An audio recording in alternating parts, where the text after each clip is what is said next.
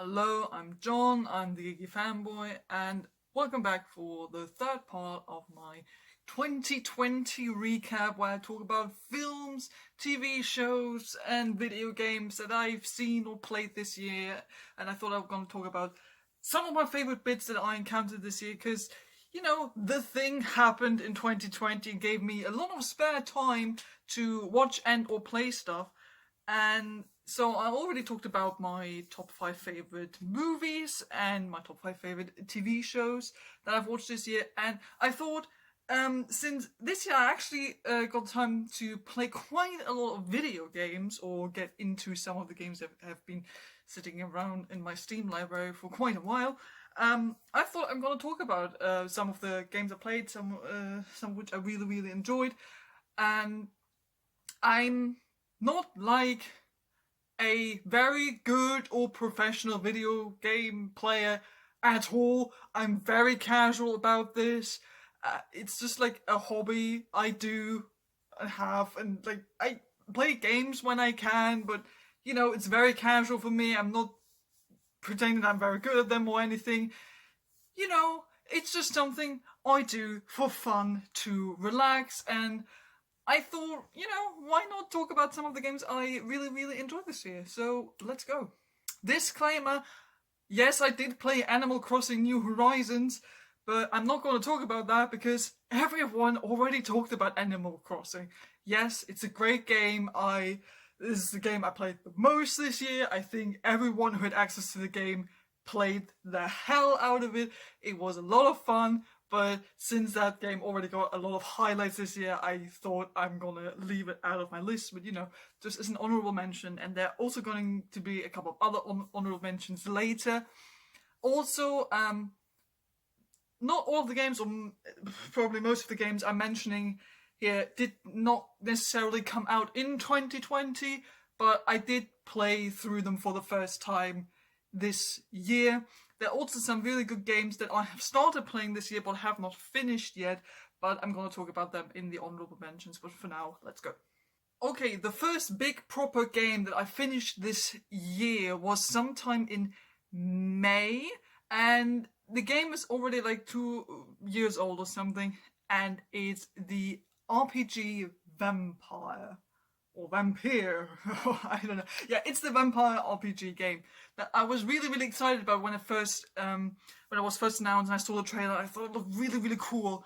But at the time, the old laptop I had wasn't really good enough to run the game, so I didn't buy it. But I got a new laptop last year, and then earlier this year the game was on sale on Steam, so I bought it, and then I played through it.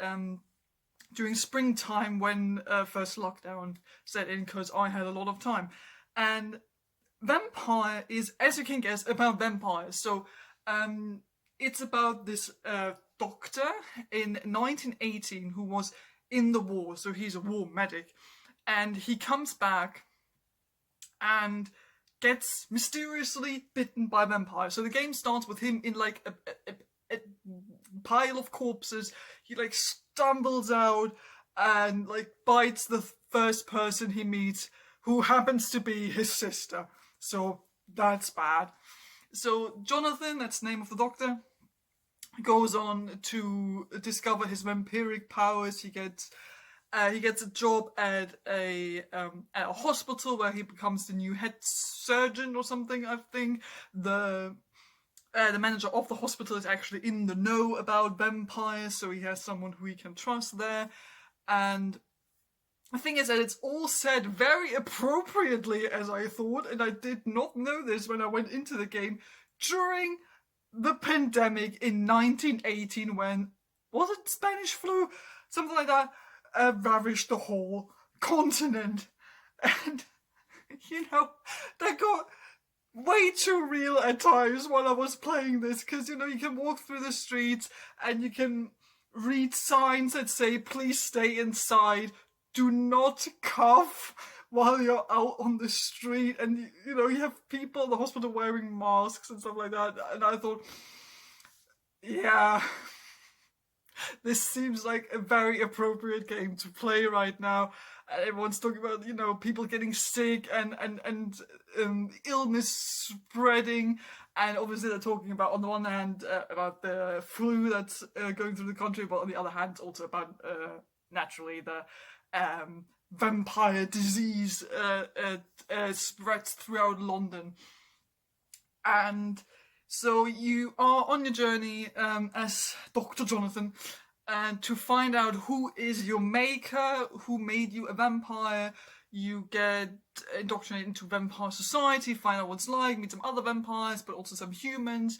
And, it's also very much based on, your character interactions with them, what you decide to do. And it's all set in London.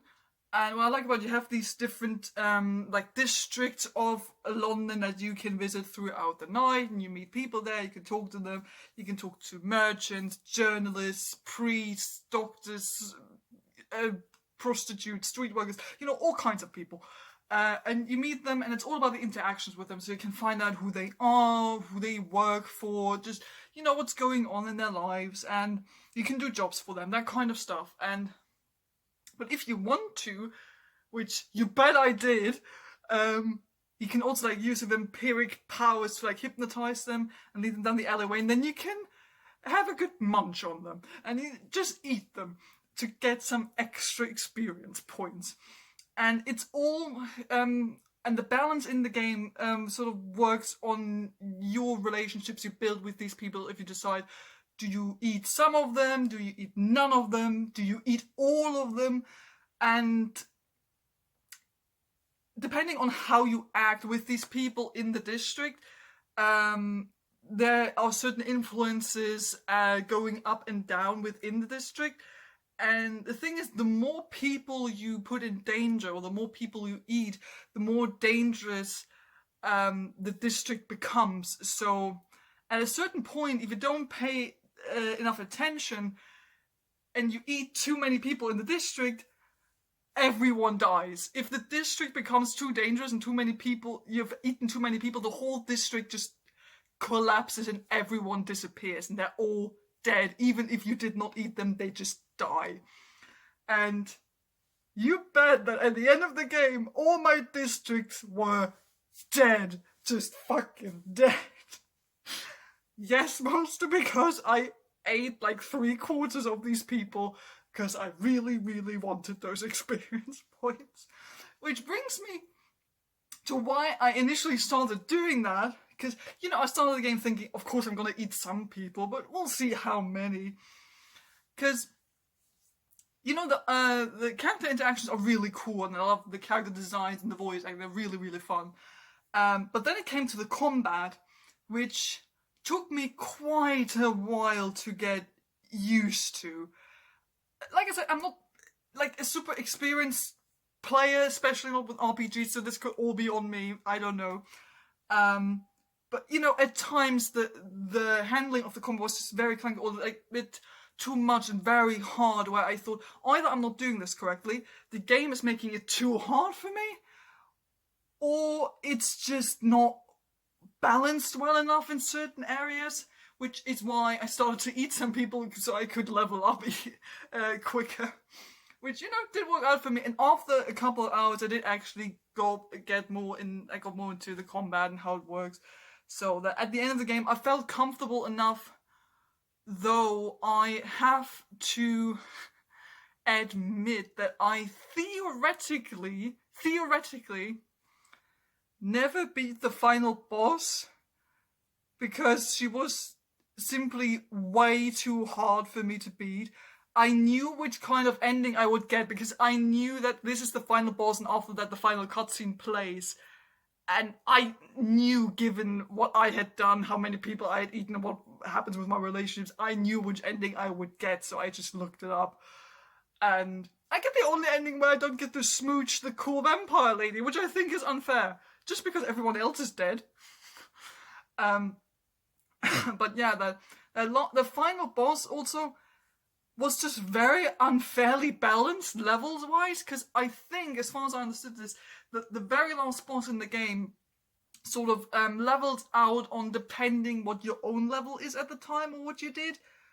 So, since I had eaten almost everyone in the game, or at least everyone was dead, I think the game assumed I was maxed out on my powers, which I wasn't because I hadn't eaten everyone, but I didn't really have the chance to like level up without just beating a bunch of other like smaller enemies, which I really didn't want to do. So the final boss for me was massively OP, and I could have probably defeated her at some point, but I just honestly I was just too tired after I don't know how many tries.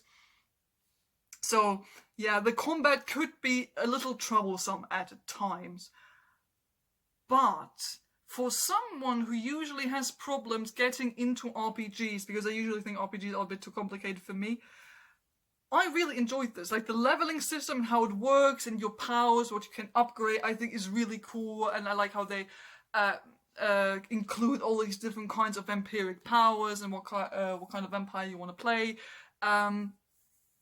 Like there's a lot left to the imagination what you want to do, and I think the game's also more focused on the actual like character interaction that Jonathan has with all the other people, which I think are really, really interesting. So you can talk to the people, you can find out what they're thinking, and you can make moral decisions based on what these people have told you. You can play missions for them. I thought that was really, really, really, really interesting. And some very fascinating character dynamics, I think, came out of it. And for example, my favorite relationship in the game, even though the game clearly didn't want me to invest too much in this, was the weird antagonistic relationship between Jonathan and the main vampire hunter, whose name I think is like Jeffrey McCallum or something like that. He's an Irish guy, because of course the vampire hunter is Irish. And I really like the relationship they have. I kind of shipped it, even though there were like only 3 scenes or something. And I shipped these two guys more than the main relationship the game wanted me to have with the vampire lady, which admittedly I was still trying to go for, but since I had killed everyone, she didn't want to smooch me in my ending. But I became a really cool, monstrous vampire who went on to travel the continent and presumably eat a lot of people, from what I could gather from the ending I got or watched. So I still feel kind of badass. So yeah, I thought that was a really cool game. So if you're into vampire games and RPGs, I think that worked really well, especially coming from someone who, like I said, doesn't usually get into RPGs very easily. I think this worked quite well, and especially if you're interested in like RPGs that are a bit more focused on character interaction, all of that, have a really cool main character interesting main character you can play as. I thought Vampire was a really cool game to get into. Speaking of character-based video games, let me tell you about Tell Me Why. So Tell Me Why was the newest game from the same company that made the Life is Strange games, and I absolutely adore the Life is Strange games, so I was very excited when Tell Me Why was announced. Plus, I was double more excited when they said that LGBTQ issues, especially trans issues, were gonna be an important plot point for the game. So I thought, yes, cool, very interesting, want to get into that. So I played this together with a friend, actually. We waited for all the 3 episodes to come out, and then we played them like one after another. And it's about these 2 siblings, they're twins. It's a sister and a trans guy, and they come together after not having seen each other for quite some time because the guy was in prison. Or like not really prison, but he was arrested as a child and had to spend some time away. And they meet again, and they're working through their family history. Something happened with their mother where they were involved in her death, and they're blaming themselves for their mother dying, and apparently their mother also had some problems with one of her kids being trans. So there's a lot of stuff going on, and they're coming into this little town where everyone sort of knows each other, and they still know the siblings from when they were younger, so the guy has to be like, I'm a guy, please use the right pronouns and stuff like that. And, it's all a little bit awkward, and so it's all very, very personal, and as you discover the family history of these two siblings and what their relationships are with one another and the people in the town, And in typical Life is Strange fashion, you got some little mysteries you got to figure out. There's a supernatural element where the siblings have like a telepathic connection. That people often say, like how twins have this magical connection with one another. They actually use that in the game, and they have sort of memory powers where they project their memories into the one. You have to kind of decide which memory is the correct one, which one do you go with, which perspective. Do you agree with your sibling or not? You do actually also get to play as both siblings, which I thought was quite interesting. So maybe while you agree with something the sister said 10 minutes ago, later on you maybe play as the brother and decide something completely different, which I thought was really, really interesting. And the story it's not like a big grand story. It's not like at the end of Life is Strange 1 where you have a big storm. It's not like that. It's a very, very personal, intimate story that's just about these two siblings confronting their past and themselves and their identity. And it was just a very, very lovely story. In typical Life is Strange fashion, it gets very emotional. Especially all towards the end of the episodes, especially the very, very ending. I thought it was very emotional. I cried a bit because that's what I do. And I did not expect the trans issue to feature as heavily as it did, and I thought it got handled quite well from what I could tell. Because when I watched the trailer for this, I thought, oh, we're just gonna have like a trans character, which is cool, but I did not expect them to include the fact that he is trans to play such a big role within the actual narrative of the story. But I'm glad it kind of did, because it shines a light on how family relationships work, how trans people experience the world, especially like this sort of awkwardness when you're coming back to your old life, where people know you from your pre-transition phase, that sort of thing. And I thought it got handled brilliantly, to a degree where, sure, you had like maybe one character who's like a very obvious bigot, where you can tell, okay, yeah, these kinds of people exist, but then you have some people who are, understandably a bit confused by what's going on, but they're trying to be very polite and understanding about it, maybe saying not always the right thing, but you can tell that they're trying to do the right thing. And then some people who are just like, yeah, sure, fine, let's just move on. But also you're meeting some new characters who you didn't know as a child, and you're meeting them now and making new friends, building new relationships. And it's just a very cute, intimate story.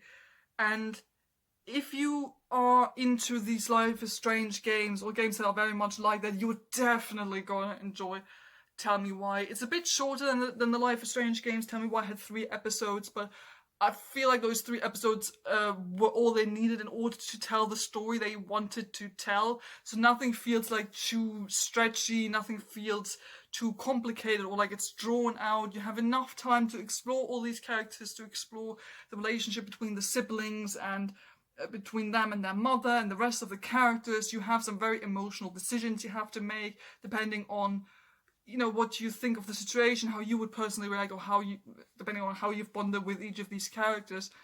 And I think you get a very interesting, very emotional little story that I think shines a light on very important issues that don't get featured enough in today's media. So I'm glad that we have a game coming from a company like the Life is Strange company who make these films. Definitely go check that out. I enjoyed it a lot, and it was definitely one of my favorite games I've played this year.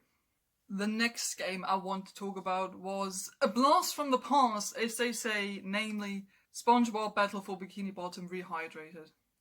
So this game conjured up such a huge childhood nostalgia feeling for me that I actually did a Let's Play of it, which was the first time I've ever done something like this. This game is really, really special and dear to me because Battle for Bikini Bottom, the original one, for the GameCube, was my first ever video game I played as a child. So I had played other games previously, like some Pokemon games, but they were all my brother's games, who is a couple of years older than me, so he got all of the consoles first and, the game stuff and all of that. And then I really got into SpongeBob as a child, and then my brother got a GameCube for his birthday or something, And then this game came out, Battle for Bikini Bottom, and my dad actually bought me this game. I said, this looks really, really cool. I really want to play this. So this was my first own video game that like was mine, and I played it for myself and no one else. So this felt really, really special, especially since it was something about a show that I really, really loved. Like, from age 5 to 13, for me, there was nothing else. Like, SpongeBob was the thing I was just obsessed with for years. So when they announced that this game was getting a remastered version, I completely freaked out. And I was also a bit worried, since I thought, yeah, okay, remastered, but you know, how much different is it actually going to look? Because I honestly think the original game still holds up pretty well, at least on the GameCube, as far as I can tell. I still like occasionally play that on the GameCube for fun and giggles. And then they announced this, and I saw the trailer, and it looked absolutely amazing. And I bought it only a couple of days after the initial release, and played through the whole game. And I think it was the first time I ever completely 100%ed the game.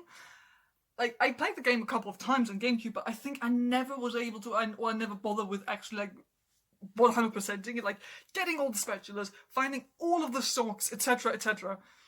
But when I saw this remaster, and you know, sparked up these old childhood memories, I played through the whole thing, and I wanted to get everything, because the game is, in its core, the same. The story, the same. The levels, the same. The bosses, the same. But the way this game looks is absolutely bloody fantastic. Like, if you compare it to the original version, you are blown away. For the fact that, given the fact that this is a remaster that didn't even it costed like, I think I paid like 30 euros for it, which, given how this looks, and this was basically a new game, I would have paid more money for this, honestly.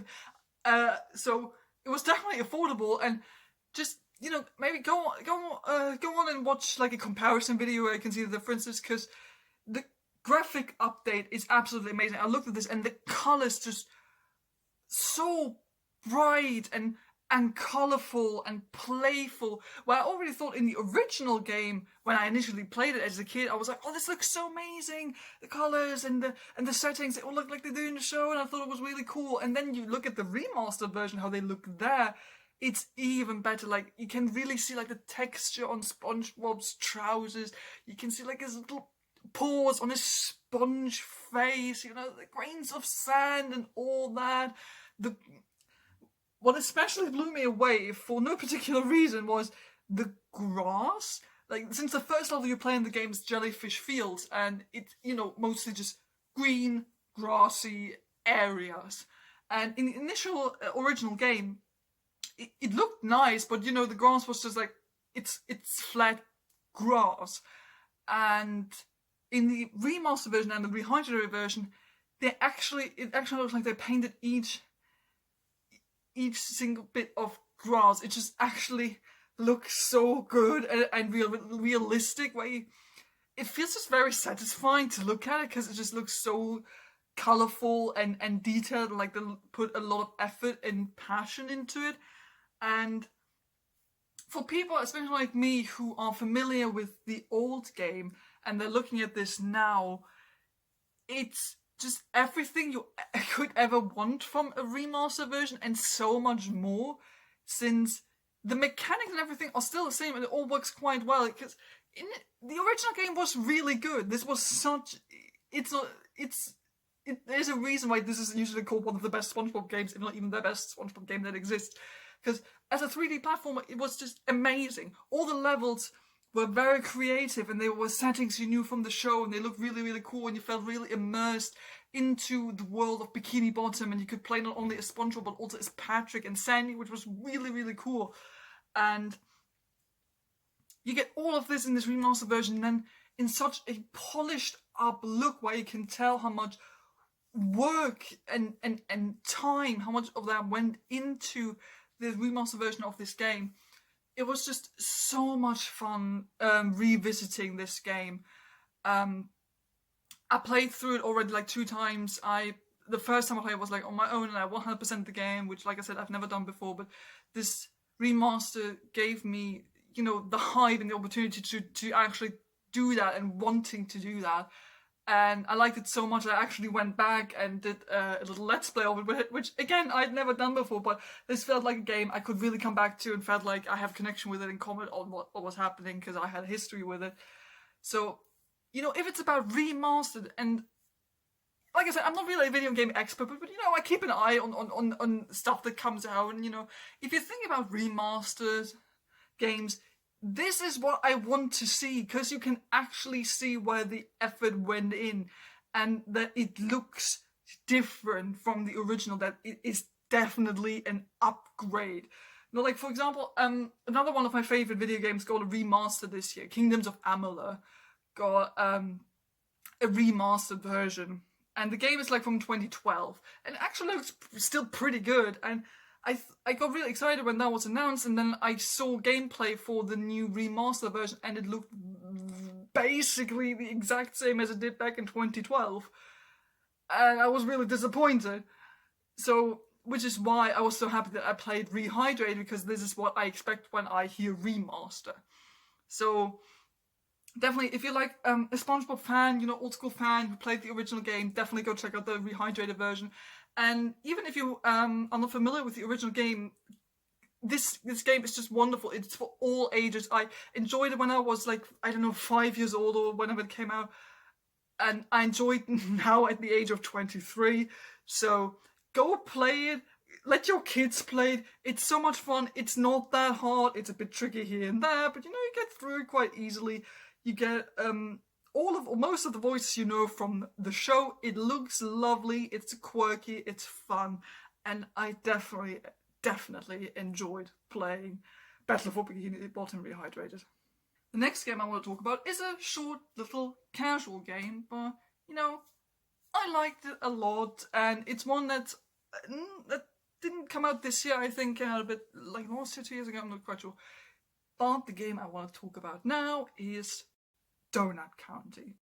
So, Donut County is this adorable little game where you play a raccoon who sells donuts to people, but the donuts are like actual holes in the ground, and you steer the hole throughout the level, and everything needs to fall into the hole, which progressively becomes bigger the more stuff falls into it, right until the very end of the game, where right until the end of the level, where you swallow entire buildings and rocks and mountains.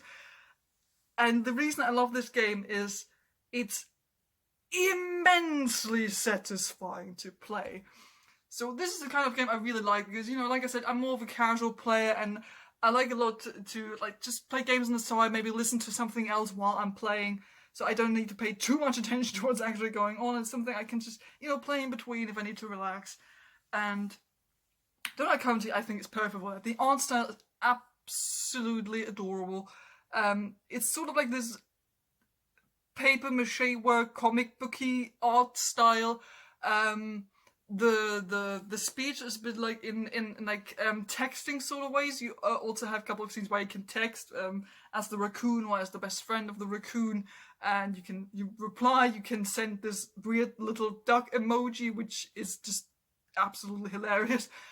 And this game isn't very long. I think you can play through it in an afternoon. If you really sit down. I think I finished it in 3 hours. Well, I don't know. So it's not very long. But it's just very, very satisfying. It's not that complicated. There are little puzzles here and there in some of the levels, but none of them are very complicated, which is good, because I'm not very good with puzzles in video games. And it's just very nice that you just start off with this tiny hole, and then you move around, and little patches of grass and rocks are falling into it, and it's just very endearing and satisfying to watch how smaller stuff falls in, and then you can sort of move to the next thing, the rock, and after this has fallen in, I can I can eat the chicken that's jumping around, which again makes the hole bigger. Now I can move on to the table that's standing there. Once the table falls in, the hole's big enough, I can eat that rock. Once the rock falls in, the hole's big enough to eat the entire house. And, it's just, it fulfills the sense of completion and just giving you this feeling of, yes, this just it feels right when you do it, once you're finished. And it's also really, really funny. I laughed every time a person fell into the hole, which is usually the last thing that happens. It's just, I don't know, it just looks...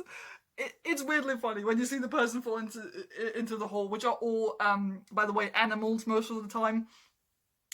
And you swallow these people with your little donut, with this donut hole, and which I thought was really, really funny. At the end of every level, you see how all the stuff falls through the hole, and then you get like a Wikipedia, which is actually called like Trashopedia or something like that, where every item you swallowed in that level gets a absolutely hilarious description, probably given to it by the raccoon you're playing as. For example, that's just stuck with me because it was so funny. I think like when you eat a snake, it's like a normal snake, and the description in the Trashopedia is like an alive noodle or something, and then you find another snake later which is like black and red or something, and it's called Cool Snake. And the entry for this snake is a live noodle with the capacity to hate. It's just stuff like that. If you play this game, take your time to read through all of the entries. They're absolutely hilarious. And then once you finish the level, you treat it like a bit of story where you actually see how all of the people ended up in the hole, and they're talking to each other in retrospect, telling, "Oh, this is how it happened," and then you play the level. As the story progresses, you're trying to find out how you can get out of the hole, and you actually have like some boss fights towards the end, which I really did not expect, but they're quite funny and cleverly designed, I thought. And it really scratches that edge of wanting to play a casual game, at the same time gives you like very calm and satisfied feelings. So Donut County is just perfect for that. The fifth game I want to talk about is, I don't think actually that popular or well known. It's The Council. So, The Council, I came across this because I'm a huge fan of, like I said, of like Life is Strange games and the Telltale games, and of like visual novels in general. I'm a huge fan of that kind of stuff where, it's all about the decision making and talking to characters and character interactions. I'm all about that. And the first episode of The Council on Steam is actually for free, so you can just play the first episode, which I always think is great when games like that do that. I think the first Life is Strange game did that as well, which is a great way of getting into that and seeing if you enjoy it. And The Council, what I think it does very cleverly, it combines RPG elements with Telltale elements. So it's still very much mostly about, character interactions, you were talking to people, and you are given the opportunity to like actually level up your characters. So you do have certain elements that you can get better in. So there's like a branch where you can advance all your detective skills, investigation, looking for stuff, making conclusions, deducing stuff, that sort of thing. And you have a branch that's all about occultism, since there's sort of a supernatural occultism vibe about this as well, where you can find out, what kind of books did you read, how much do you know about religion and occult stuff. And then you have a third branch that's more like about the political stuff, where it's about how much do you know about politics, how much do you know about the social circles of that one person, or how good are your linguistic skills, that sort of thing. And you can choose where you want to put your expertise. I think, for example, I chose the detective branch, since I was like, I'm gonna Sherlock Holmes this, which didn't always work, but the game gives you a lot of freedom where you want to put your skills into, which I think is a very, very neat idea. And it's very unique, I think, to give sort of an edge to this Telltale type of game, but giving it a bit of extra edge, which I think is really, really cool. And a lot of people with like Telltale games, they often complain that the decisions you make in these games don't actually have that big of an influence, which, you know, I can partly understand, yes. But with the council, you really feel like, and as far as I can judge, the decisions you make in the game, in the council, really do have long-lasting consequences. Where you really feel like the dialogue options you hit, the things you did or did not do, really do have specific influences on what happens later on in the game. They influence your relationships you have with people, things that happen or things that did not happen because you said something. It really makes a difference depending on what you decide to do in the game. So that's really cool. And the premise in general, I just think is really cool. So it's set like in the early 19th century. Or is it even, no, I think even, it's either very early 19th century or very late 18th century. So it's just a couple of years after the French Revolution. And you play this young man who is like a lower French aristocrat. I think his name was Louis. And his mother is actually like a famous detective lady who finds out about all kinds of cases and is also often involved in like occult stuff as well. And she's like the leader of this high social circle, but she goes missing. And she went missing on an island where she was meant to meet someone from like this Illuminati style kind of society. And you as Louis go to this island to find out what happened to your mother and to see what kind of people are there for the meeting on this island. And this is where the game very cleverly connects and combines history with fiction. So you have your fictional characters that you play as, like Louis, and there's your mother you're trying to find and all that, and people who like organize this social meeting. But then you find out who's actually there for these meetings, and you meet people like George Washington, a very young Napoleon Bonaparte, these kinds of people. So you have a bunch of more or less famous historical characters who turn up here because they're all important or will be important for the socio-political history in Europe. And it's just so much fun interacting with these people. Like, can you imagine when I saw Napoleon Bonaparte and I was like, I want to interact with my little Frenchman because it's Napoleon freaking Bonaparte. And why would you not want to talk to him if the game gives you the opportunity? So this is where I think a lot of the fun comes from in this game, that you just get to interact with these people who you may or may not know, depending on how big your history knowledge is. I certainly didn't know all of these people. But you know, it's kind of fun. The premise in and of itself is just really, really fun and very, very interesting. Since you're confined to this island alone, which granted is huge, you're in this gigantic manor where this big meeting takes place, and it's all about the intrigues and relationship between these people, and you as Louis have to like talk to these people and see who are you siding with, who do you agree with, who do you seemingly agree with in order to get information out of them. And it's all depending on what you want to do, but also what you can do with your skills, and certain like dialogue options or things you can do are only opened up if you have the right skills for them. So there is a lot of detail to these conversation mechanics, which is just so good. Like I said, it is this special something that's, as much as I love these games, is often missing from stuff like, you know, Life is Strange or the Telltale games. So you have this intrinsically very detailed story unfolding over 5 episodes, and a lot of people have said, from what I gather from the reviews, that after episode 3, a lot of people thought the story takes a nosedive, which I can partly understand, because it goes into a direction that you don't necessarily see coming from the beginning, since it's sort of, without spoiling too much, it sort of leans a bit more into the occult side of the case. But then again, the game literally, from the very beginning, gives you the opportunity to be an expert in occultism. Your mother is an expert in investigating cases that are very often have to do with occult stuff.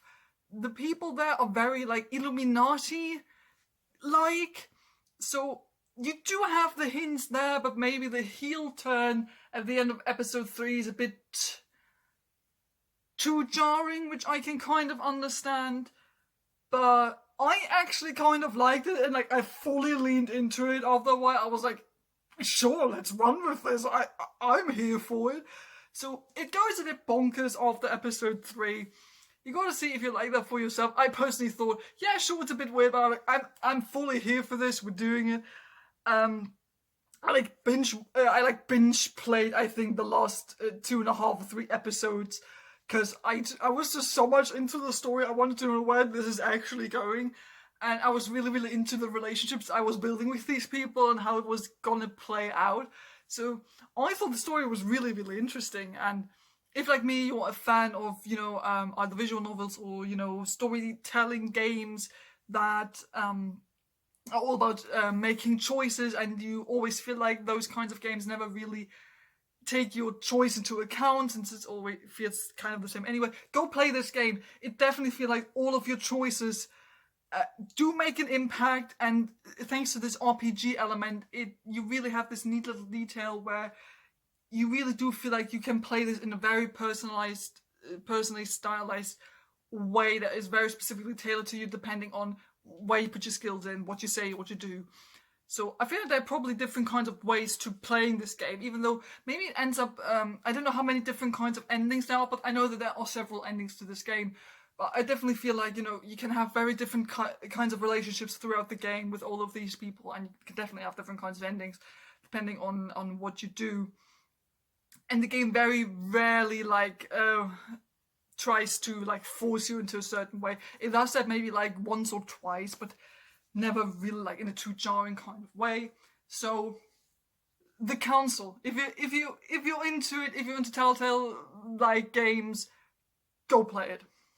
Okay, and just at the end, a couple of honorable mentions. I had a hard time deciding if I want to talk about Donut County or Untitled Goose Game, since yes, I did actually also play Untitled Goose Game this year, and I went for Donut County because Donut County felt a touch more satisfying to play than Untitled Goose Game. Also, I think a lot of people already talked about Goose Game, about the Goose Game. Well, I don't really have too much to say about it anymore. It's really fun. That honking button is so much fun, and the art style is very, very adorable. And Untitled Goose Game was also just one of those casual, not too long games. It's just very fun to play on the side if you want to relax. It's really, really cute. And then I'm just looking at my notes, and there are games that I started playing this year, but I have not finished yet, but I think have the potential to be really good. I started playing Hellblade: Senua's Sacrifice. I haven't finished that yet because this game is quite heavy, since it features a lot of anxiety, psychosis stuff, which granted is designed really, really well. The sound design in Hellblade is absolutely amazing, with the voices and schizophrenia symptoms you hear.